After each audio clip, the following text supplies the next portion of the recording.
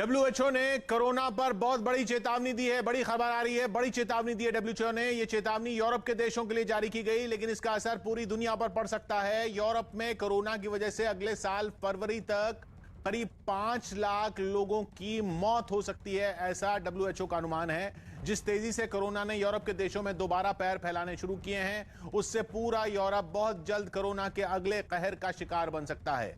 WHO की चेतावनी में भी यही बात है कि हालात नहीं सुधरे तो पूरा यूरोप इस बार कोरोना का केंद्र बन सकता है। यानी जहां 1 साल पहले खड़े थे, दोबारा वहां पहुंच जाएंगे।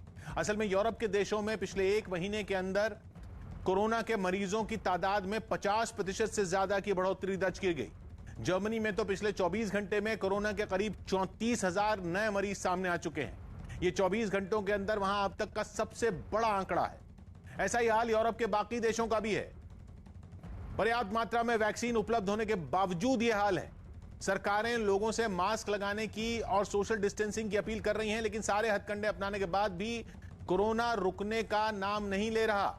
अगर डब्ल्यूएचओ की चेतावनी सही हुई तो फिर दुनिया के बाकी देशों के हालात बिगड़ने में भी देर नहीं लगेगी। रवि हमारे साथ जुड़ रहे हैं। रवि, इस चेतावनी को क्या माना जाए? यूरोप में कोरोना के केस में एक बार फिर तेजी से इजाफा हो रहा है और डब्ल्यूएचओ ने इस पर चिंता जताई है। डब्ल्यूएचओ ने आगाह किया है कि अगर इसी तरीके से कोरोना के केस में इजाफा होता रहा तो फरवरी तक 5 लाख लोगों की मौत हो सकती है।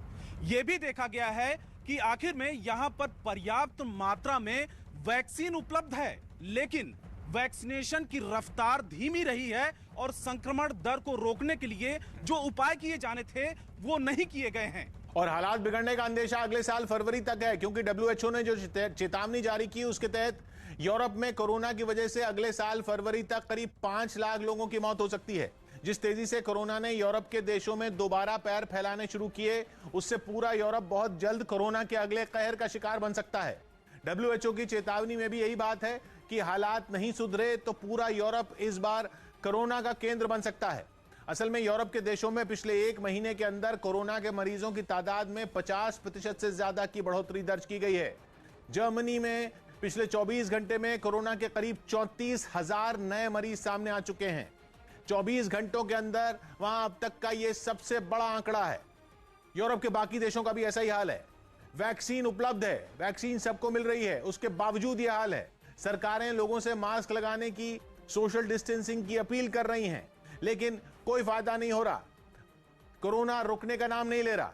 अगर डब्ल्यूएचओ की चेतावनी सही हुई तो फिर दुनिया के बाकी देशों के हालात बिगड़ने में भी देर नहीं लगेगी। सौभाग्य की एक बात यह कि यूरोप और मध्य एशिया के 53 देश अब कोरोना का केंद्र बन चुके हैं, जहां 5 हफ्ते पहले मरीजों की संख्या बढ़नी शुरू हुई और बीते 1 हफ्ते में 18 लाख लोग सिर्फ यूरोप के देशों में वायरस की चपेट में आए, जिनको डब्ल्यूएचओ की तरफ से चेतावनी जारी करनी पड़ी।